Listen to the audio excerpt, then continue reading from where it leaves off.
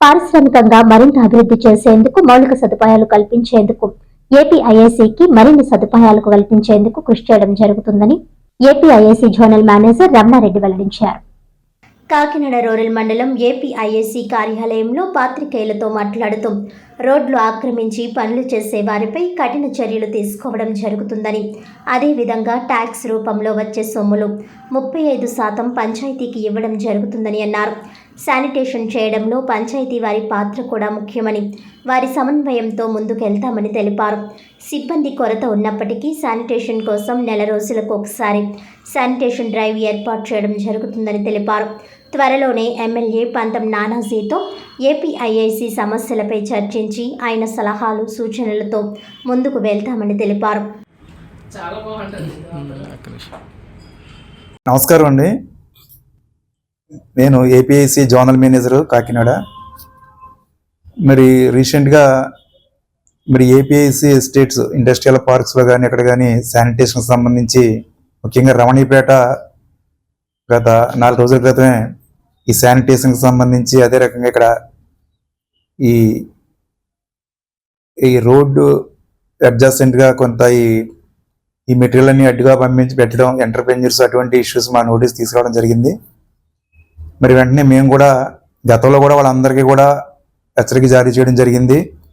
Road అడ్జస్టెంట్గా ఏ రకమైనటువంటి మీ యాక్టివిటీకి సంబంధించి material ఉంచకూడదు, రోడ్స్ అన్ని క్లియర్గా ఉండాలి, శానిటేషన్ మెయింటైన్ చేయాలని చెప్పి వాళ్ళకి ఆదేశాలు ఇచ్చాం.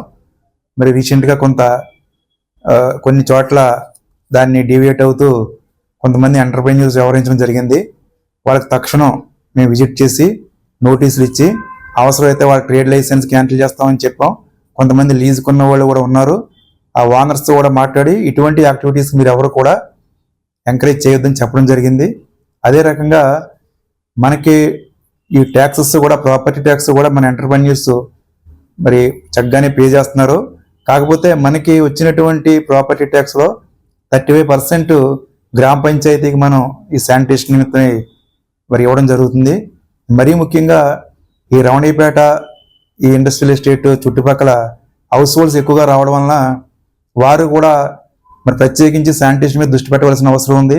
ఏపీఐసి ల్యాండ్స్ ఏరియాలో ఉన్నటువంటి ఈ రోడ్స్ మీద కానీ, డ్రైన్స్లో కానీ ఈ శానిటేషన్ సరైనటువంటి విధానాలు పాటించకపోవడం, దానివల్ల కూడా కొంచెం ఇబ్బంది ఉంది. మేము కూడా ప్రత్యేకంగా ఒక స్పెషల్ డ్రైవ్ కండక్ట్ చేసి మాకున్నటువంటి అరకొర సిబ్బందితోటి పూర్తి స్థాయిలో చేయడానికి కష్టం అవుతుంది కాబట్టి ఒక ప్రత్యేకమైన డ్రైవ్ కండక్ట్ చేసి జేసీబీ కానీ, ట్రాక్టర్స్ కానీ పెట్టి వాటిని ప్రత్యేకంగా మేము శానిటేషన్ మీద స్పెషల్ డ్రైవ్ కండక్ట్ చేయబోతున్నాం.